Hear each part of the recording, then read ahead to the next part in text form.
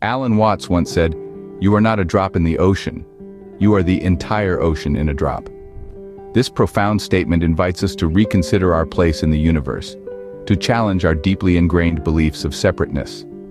Watts illuminated the truth that we are not merely isolated beings, sequestered within our physical bodies, but rather, we are deeply connected with the vast cosmos that surrounds us.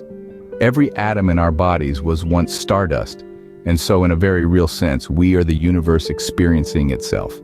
This perspective shatters the illusion of individuality and reveals the interconnectedness of all things. Our experiences, our thoughts, our very existence are all part of the grand cosmic dance. Watts's insights prompt us to step out of our egocentric worldviews and embrace a more holistic understanding of reality. He challenged us to see beyond our perceived separateness from the universe, urging us to recognize ourselves as integral parts of the whole. Watts explored the art of living, advocating for a life of authenticity and joy. He urged us to dance with the rhythm of life, to embrace each moment as it comes, and to not be paralyzed by fear of the future or held captive by the past. Watts was a strong proponent of the idea that life is a journey and not a destination. He invited us to delve into the richness of the present, to engage fully with the here and now. He spoke of the wisdom of insecurity, a philosophy that encourages us to accept the inherent uncertainty of existence. Watts saw beauty in the fleeting nature of life, in the rise and fall of the tides, in the changing of the seasons. He believed that by surrendering to the impermanence of life, we could find a deep and lasting peace. He believed in the wisdom of insecurity, embracing the unknown and finding peace in the impermanence of life. Central to Watts's teaching is the understanding of the ego as an illusion.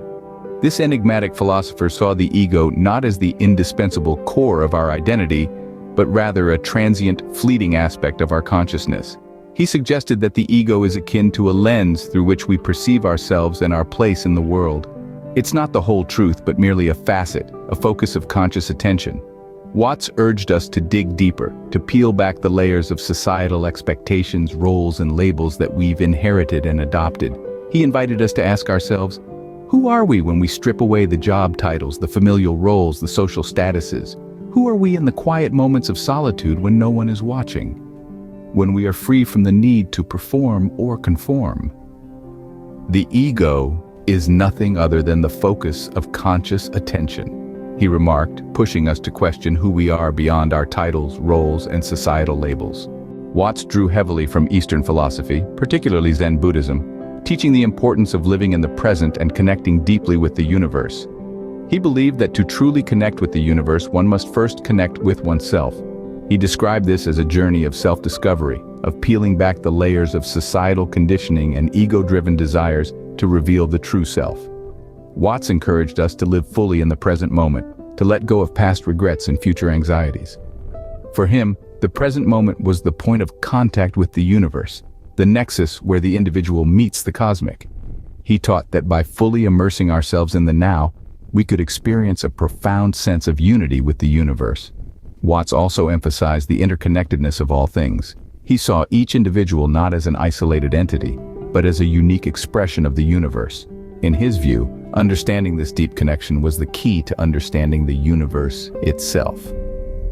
To understand the universe, you must understand yourself, Watts advised. Alan Watts had a unique perspective on the power of language and thought.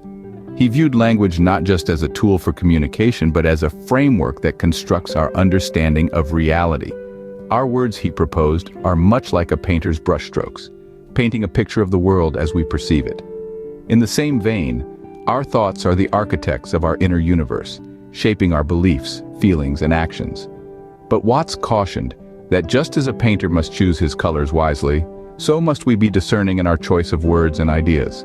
He encouraged us to select words that inspire, uplift, and foster unity, and to cultivate thoughts that engender peace, love, and understanding.